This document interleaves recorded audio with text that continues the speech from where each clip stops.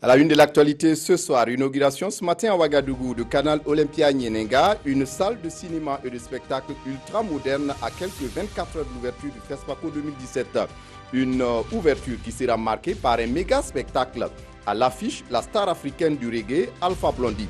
Près de 20 ans après sa dernière participation au FESPACO, Alpha Blondy revient cette année pour le bonheur de ses fans et du public ouagalais. Mais pourquoi cet intérêt pour le FESPACO? Alpha Blondy est notre invité, il nous répondra dans quelques instants. Et puis, y a-t-il escroquerie dans la fourniture d'électricité par la Copel à Zabré dans le centre-est? Les populations ont marché hier pour protester contre les surfacturations des prix et l'électricité et les branchements fournis par la Copel, la coopération d'électrification de l'ERE. Les manifestants réclament la fermeture immédiate de la Copel et exigent le retour de la Sonabel. Une de nos équipes qui a suivi la manifestation apporte dans ce journal la lumière sur cette affaire. Dans le journal également, les foyers coraniques sont-ils des pépinières pour terroristes? C'est en tout cas la conviction d'une association qui estime que les talibés issus de ces écoles coraniques sont des proies faciles pour les recruteurs de terroristes.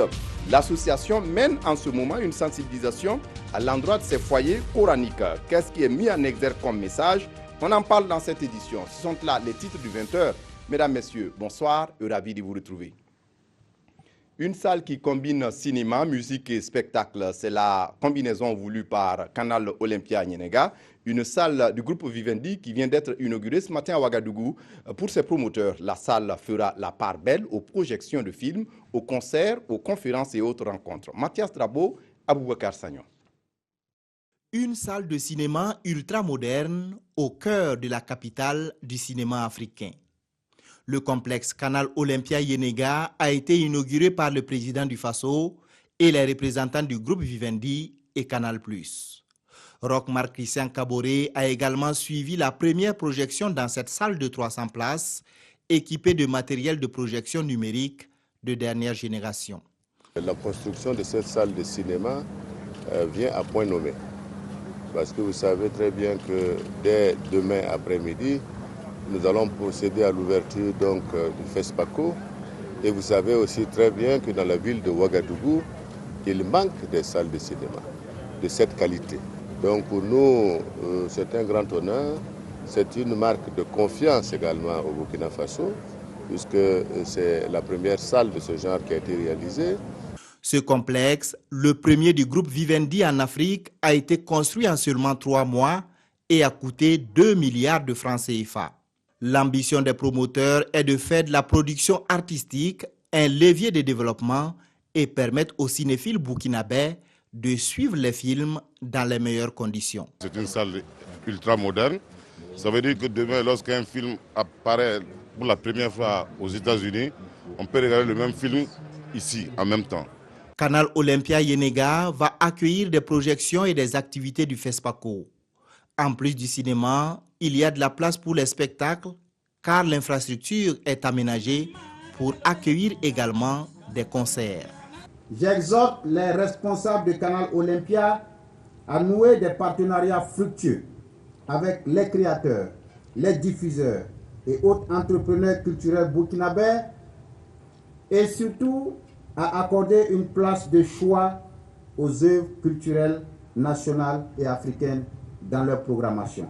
La nouvelle salle allie promotion du cinéma et des arts vivants et protection de l'environnement car elle est alimentée par l'énergie solaire. Les groupes Bolloré et Vivendi envisagent construire une deuxième salle du même type à Ouagadougou.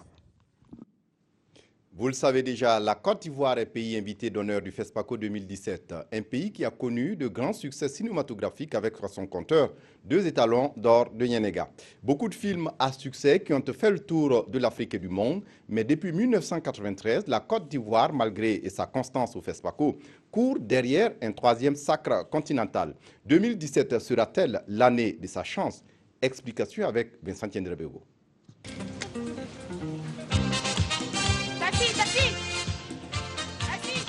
Avis aux cinéastes présents au FESPACO 2017. Attention, les Ivoiriens arrivent. Au bord de la lagune ébriée, les productions cinématographiques ont connu des temps de grand succès. Des films comme Balle Poussière de Henri Duparc ont fait le tour des salles. Bien, je vous ai réunis aujourd'hui pour vous dire que je suis vraiment fier de vous. Et je sais que vous aussi, vous êtes fiers de moi. J'ai à présent 5 épouses. Un homme digne de ce nom doit en avoir plusieurs. Et Dieu merci, elles sont toutes adorables. Alors, j'ai décidé de prendre une 6e épouse. Quoi? 2 réalisateurs ivoiriens figurent sur la liste des sacrés étalons d'or de Nyenenga. Kramo Lansine Fatika en 1981 et Roger Nyuambala en 1993 avec le film Au nom du Christ. Oui, Seigneur, je serai ma gloire premier. J'accomplirai pour ta gloire la mission que tu m'as confiée jusqu'au bout. En ton nom, au mien, au Saint-Esprit, au salut du peuple.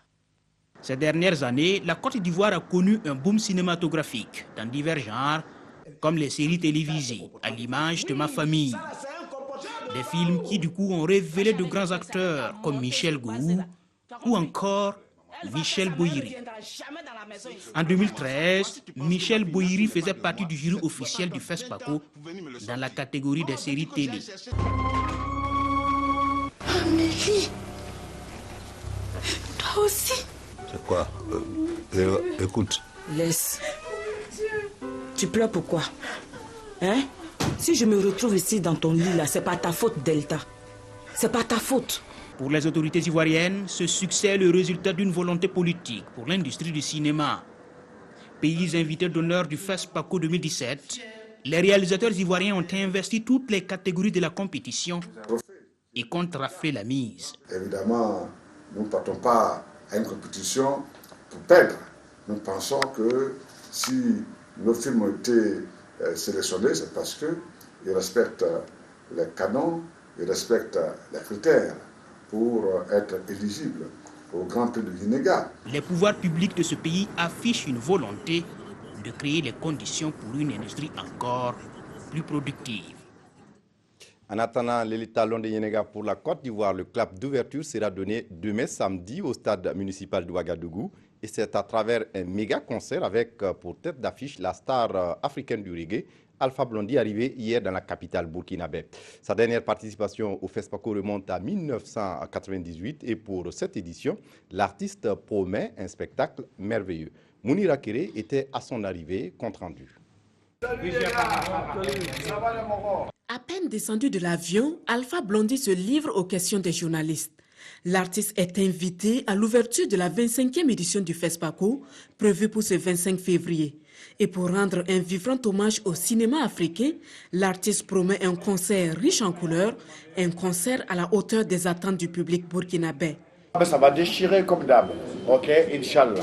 Ok, voilà. Maintenant, le concert, moi je ferai ma part.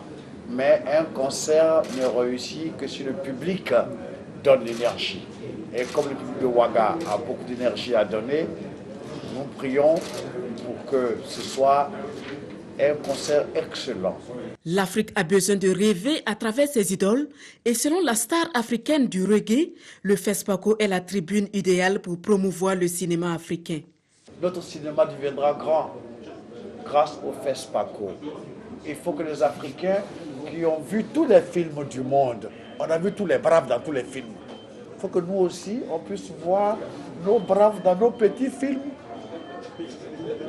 Ça va venir. Une foule de mélomanes attend l'artiste à sa sortie de l'aéroport international de Ouagadougou pour l'escorter jusqu'à son hôtel.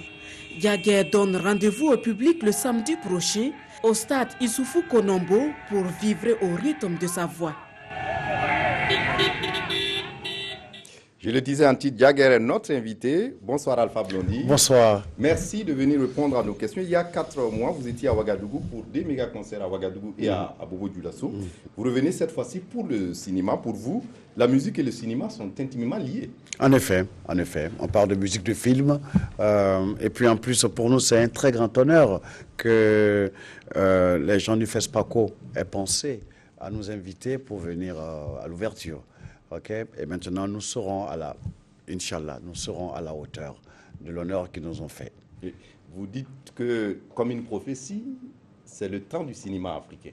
Bien sûr, on a vu tous les films hindous, les Albella, on a vu les Hercule, on a vu les Pécos, les Django, on a tout vu.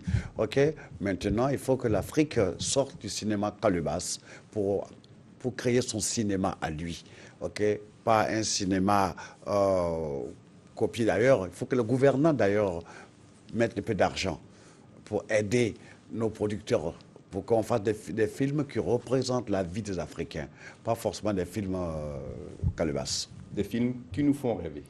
Qui nous font rêver et qui nous représentent dignement. Pour qu'on puisse voir, comme je te disais tout à l'heure, je veux qu'on ait nos héros, nos Clint Eastwood. OK? J'ai vu Michel Gourou, j'ai vu Delta, OK? J'ai vu Bakary. OK? On a aussi beaucoup d'acteurs burkinabés. OK? On a des acteurs africains qui en valent la peine. Okay. Demain, Alpha à Ouagadougou, qu'est-ce qu'il nous propose et certainement qui va sortir de l'affaire est très grave. Il ne faut pas rater. Il faut que tous les fans, tous les Baramogo et les Baramousso et les Baramorotes, que tout le monde à partir de 14h commence à faire mouvement, OK, au stade municipal. Parce que le décollage sera imminent et ça va déchirer, Inch'Allah. Il faut qu'ils viennent nombreux. On nous a fait honneur pour l'ouverture. Il faut que tous les fans viennent parce que ce n'est pas à moi qu'ils ont fait l'honneur, c'est à moi et à tous mes fans. Il faut qu'ils viennent pour qu'on fasse... Il faut que tu viennes aussi. Je serai là. Tu viens avec ma belle-sœur pour que la fête soit totale. D'accord. Et on va revisiter le riche répertoire de Alpha Blondy et les gloires. On va faire une sorte de voyage musical, OK, des musiques du commencement, du milieu et de nouvelles chansons. OK. Peut-être qu'on fera une chanson comme la fois dernière, ils ont demandé au clair de la lune, mon ami Zongo. Voilà, on va faire ça avec le public. Alors, soyez prêts. Je veux qu'ensemble, nous la chantions. OK. On va faire Sankara, Thomas Sankara, des Baramoro qui sont déjà. OK. On va faire tout change, tout évolue. Seuls les imbéciles ne changent pas. Comme je sais que mes fans ne sont pas des imbéciles, venez pour qu'on fasse la fête. Donc, fini la polémique sur Sankara et Norbert Zongo. Écoutez, l'Afrique en train de tisser son histoire. OK? Donc, on avance. On avance. Il ne faut pas qu'on s'attarde sur ce qui s'est passé. Il faut qu'on avance, que ça nous serve de kérosène, que ça nous serve de moteur pour avancer. Et l'Afrique est l'avenir du monde. Donc, il ne faut pas qu'on s'attriste. On a beaucoup de choses à gagner, beaucoup de choses à faire ensemble. La Côte d'Ivoire, pays invité d'honneur du FESPACO, comment vous recevez cet honneur? Ben, écoutez, j'étais au lancement à Abidjan et j'avoue que les Ivoiriens sont très fiers de l'honneur que le Burkina Faso a conjugué à notre endroit. OK? Et les Ivoiriens seront à la hauteur. OK? Le Burkina, ce pays frère, ce pays nôtre, ce pays qui a tant donné à la Côte d'Ivoire et pour qui la Côte d'Ivoire a aussi beaucoup compté, nous a fait un honneur et ils ne vont pas regretter. Nous serons à la hauteur, nous allons relever l'honneur qu'ils ont conjugué à notre endroit. Merci à vous, Alpha Blondy, d'être passé. Demain, donc, à partir de 14h. Demain, comme on dit, pas de prisonniers. OK? Ça déchire. Décollage imminent. Dès que le clap est fait, le feu d'artifice, décollage imminent. Merci d'être venu répondre à nos questions. Et à Merci. demain, donc, au stade municipal de Ouagadougou. À demain. Et les Baramoro, il ne faut pas rater. Aïna Chama, venez, on va chanter ensemble. D'accord? Je vous aime très fort et à très vite. Merci. Et puis, pour être complet sur ce sujet, à l'occasion de l'ouverture officielle du FESPACO que présidera le président du Faso, les personnalités invitées sont priées d'être au stade municipal de Ouagadougou demain à partir de 14 h. Le directeur du protocole qui lance cette invite fixe l'heure limite d'arrivée à 15h30. Toujours lié au FESPACO 2017, les journées de travail à Ouagadougou sont déclarées continues de 7 h à 15 h dans la province du Kadiogo durant toute la période du FESPACO, soit du 25 février au 4 mars prochain. Autre actualité, avec le renouveau démocratique au Burkina Faso, on ne peut plus gouverner comme avant. L'œil citoyen est désormais plus présent, et ce à travers des outils comme le Présimètre mis en place par Diaconia et la CODEL. Présimètre fait partie de ces outils pour évaluer l'action gouvernementale en général, mais aussi celle du président du Faso en particulier, et cela à travers les technologies de l'information et de la communication. Ce matin, Diaconia et ses partenaires viennent de lancer officiellement le référentiel de veille citoyenne en présence de Jean Zongo et de Christine Koulibaly.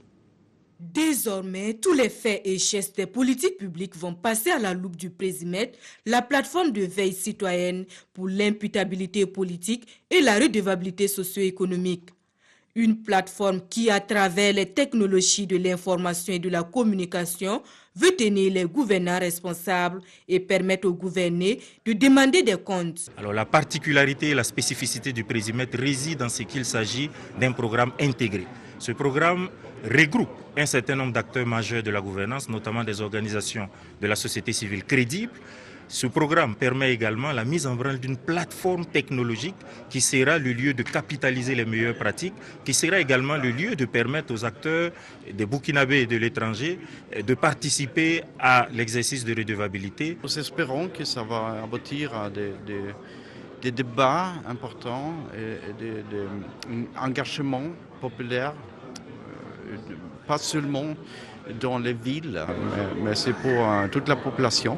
Bâti autour du projet de société du président du Faso, le Présimètre sert en même temps d'outil de mesure des performances de l'action gouvernementale. Ce n'est pas toujours qu'on ait forcément la bonne direction, peut-être qu'on peut ne pas comprendre les choses, donc on a toujours besoin de débats et d'orientation, mais il faut être sûr d'une chose, c'est que pour nous c'est un devoir de travailler pour les populations, c'est un devoir également de rendre compte à ces populations. Sans se substituer aux méthodes traditionnelles de collecte d'informations et de participation citoyenne, le Présimètre vient comme un complément.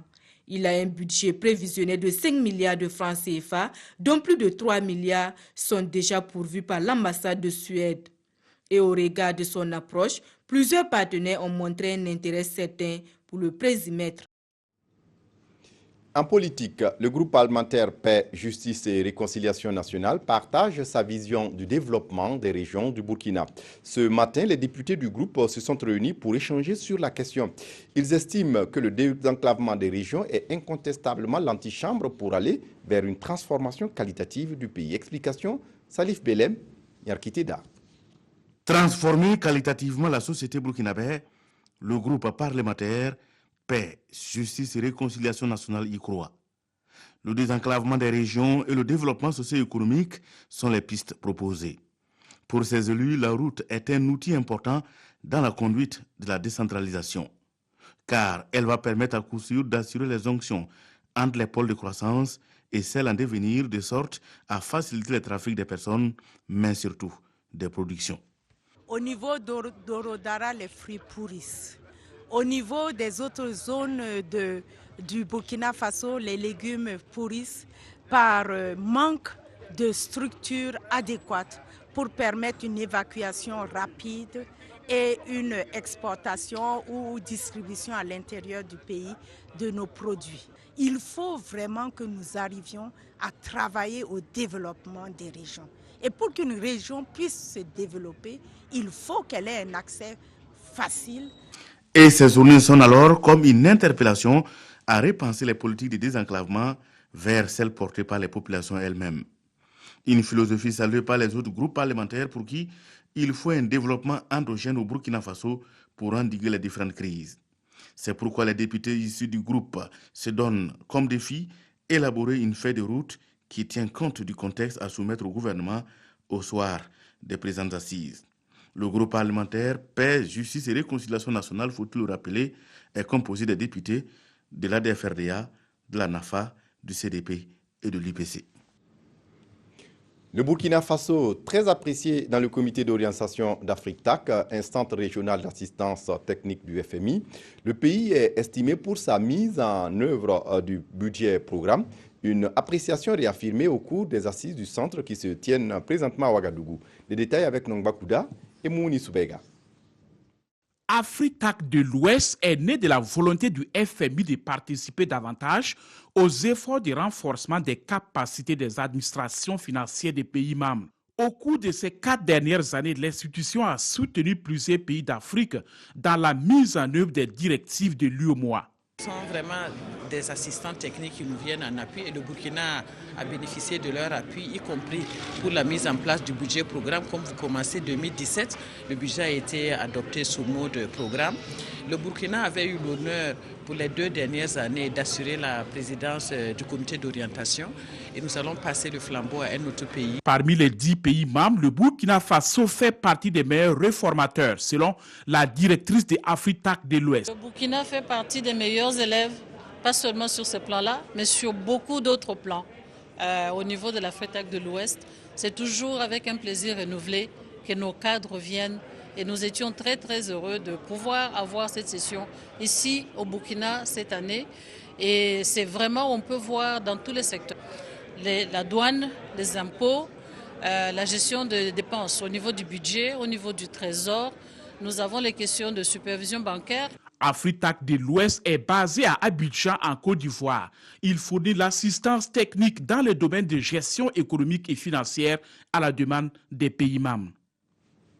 En santé, une campagne décentralisée de chirurgie à Ouagadougou.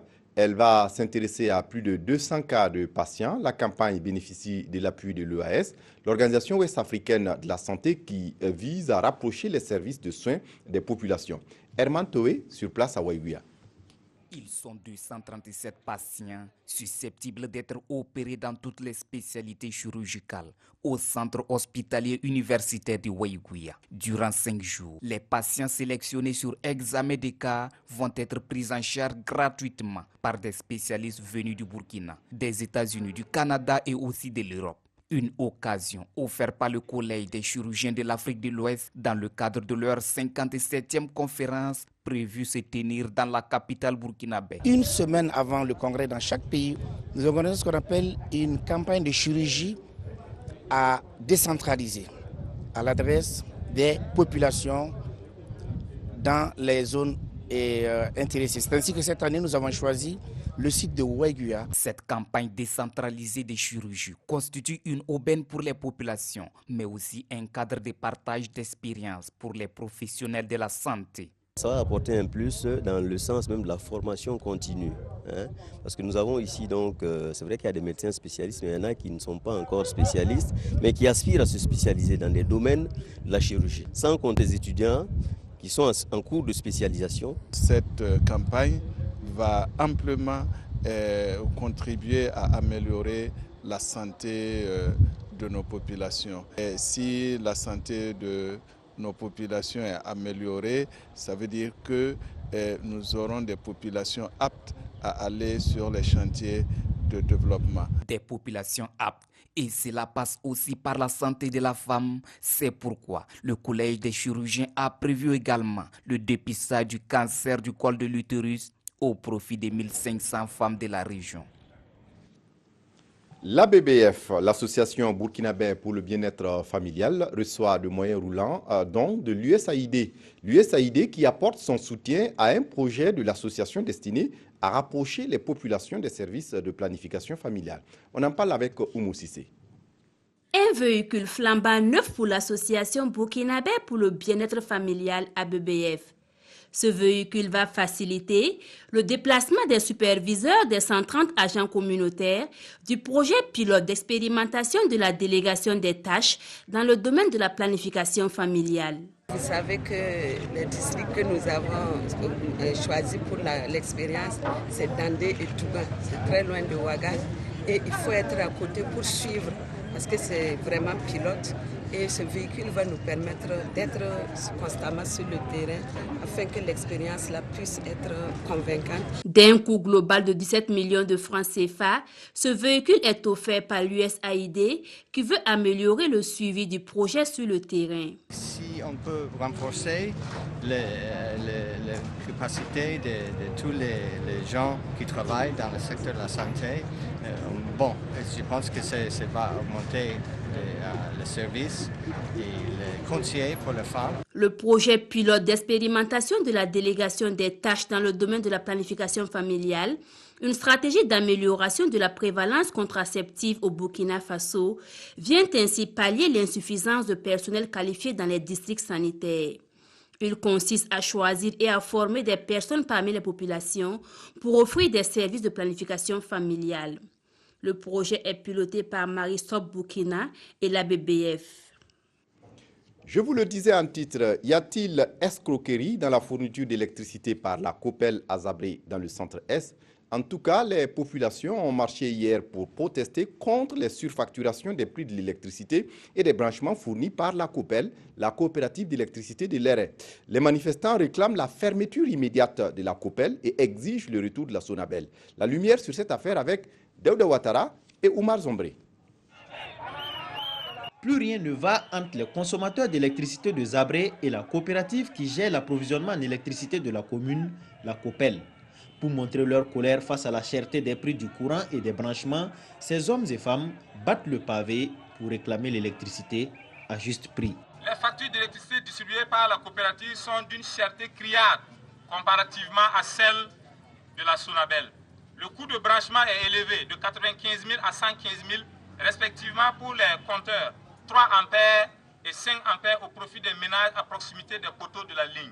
Après renseignement, nous apprenons que la coopérative d'électricité de l'Éré n'est pas productrice d'électricité, mais en achète avec la Sonabel.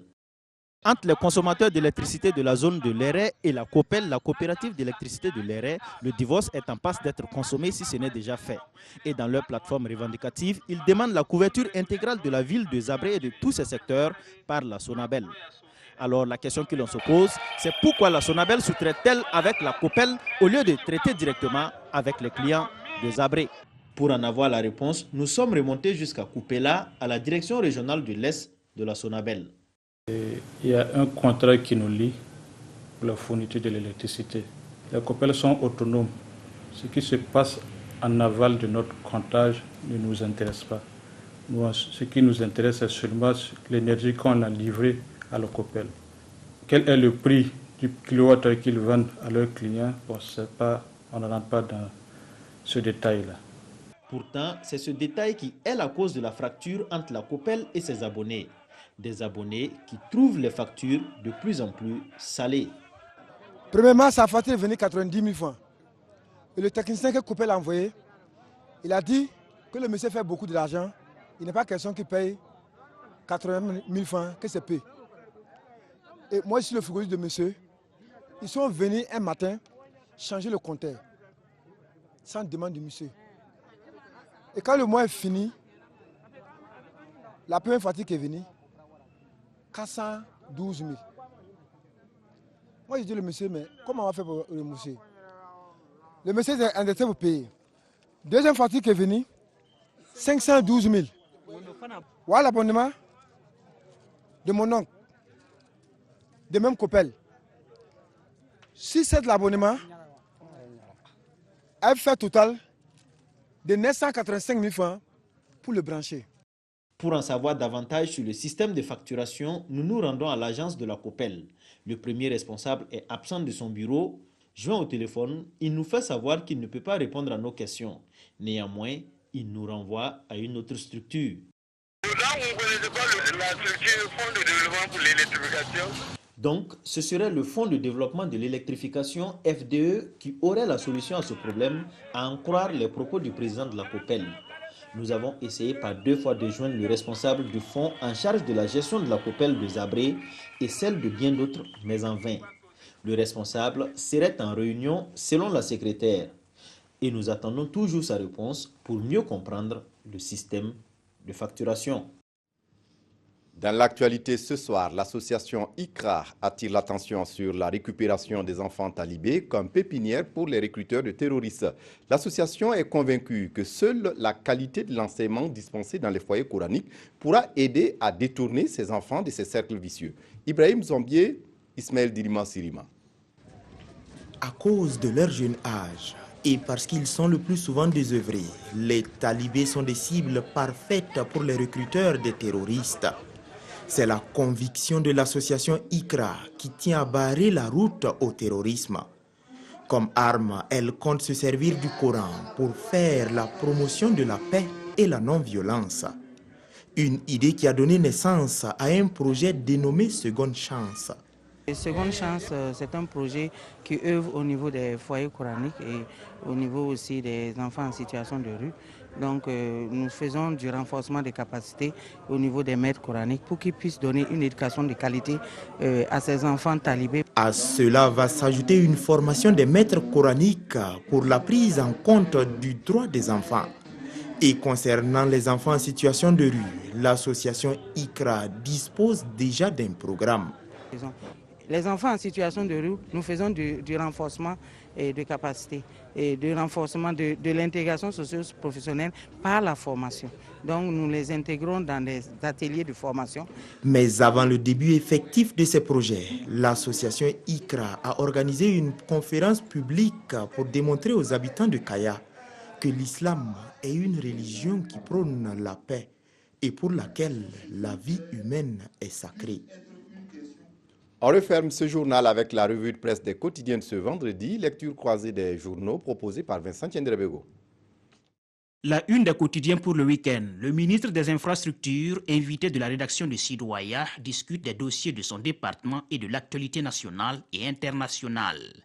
En 3 ans, 15 cas d'illégalité dans les pratiques médicales au Burkina affiche le pays qui rend compte des dénonciations de l'ordre des médecins. L'observateur Palguia consacre sa une à un mariage atypique entre le coq burkinabé et la poulette gauloise pour parler d'un projet avicole de croisement de races différentes lancé à Boussé. FESPACO 2017, la Côte d'Ivoire, l'alpha et l'oméga de la fête. Et elle sera belle, a dit Alpha Blondy dans les colonnes de Sidoaya. Déjà présent à Ouagadougou, la star ivoirienne promet le meilleur pour satisfaire le public à l'ouverture du festival.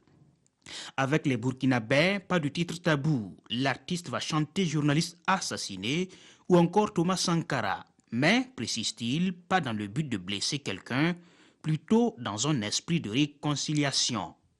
Et Jagger, qui a ainsi renoué avec la Biennale du cinéma africain, de se lancer dans une prophétie. Le cinéma africain va se forger une réputation à l'image de Hollywood, prédit-il, et grâce au FESPACO.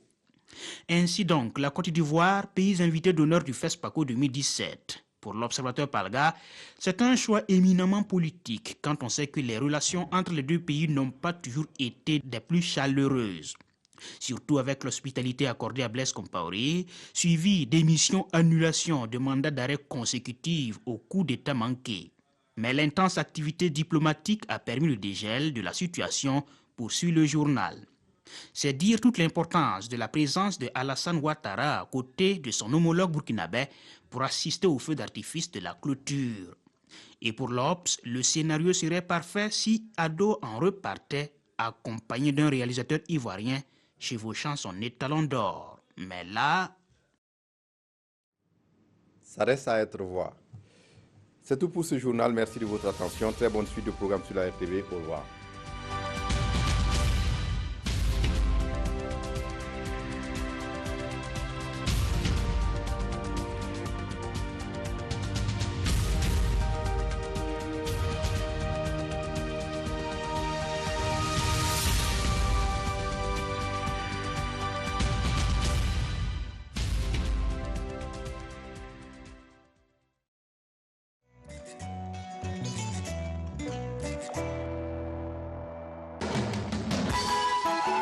Pour la sécurité et le confort de vos maisons, vous n'irez plus chercher loin. Saco Service dispose de plusieurs portes de haute qualité et de dernière génération à des prix